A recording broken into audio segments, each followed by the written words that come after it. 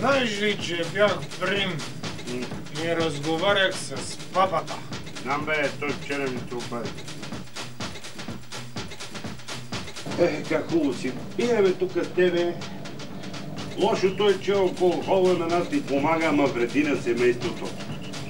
Знаеш ли колко много жени са си изоставили мъжете заради пиенето? И какво количество е необходимо, за да се случи това? Знаеш, в моето гърло има цяло състояние. Така ли? Ти какво работиш? Певец съм. Певец? Да.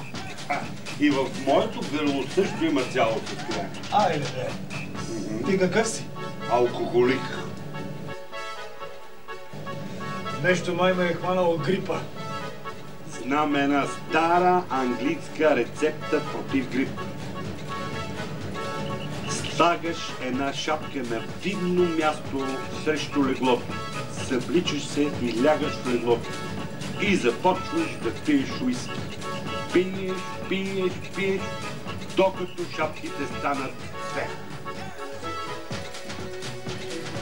Вече нямам чак такива претенции към мъжете. Просто искам така да е добър, отзивчив, човечен.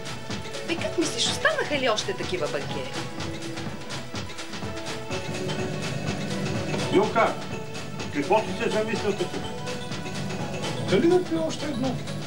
Дял да го вземе. Що ме навиваш, бе, човек? Здравей. Не.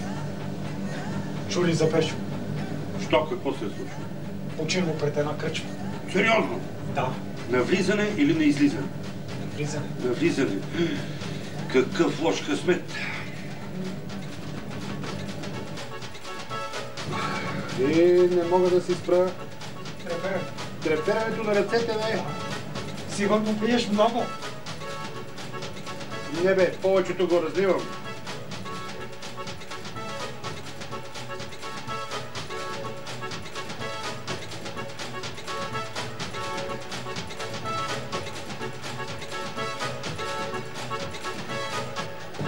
Аз най-бързо изтрезнявам след 2-3 кюфтета. Аз след сметката. Чашата ти празна, ме. Да. Да пинем още по едно. Не. Защо, бе? Имам язва. О, стомаха ли или от 12-то пръстник? Семейството.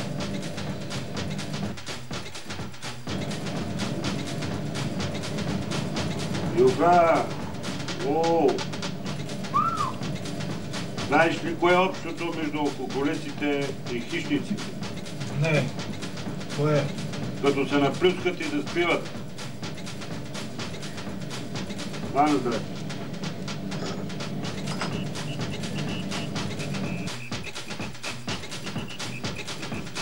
Приятели, има ли някакъв повод за пиене?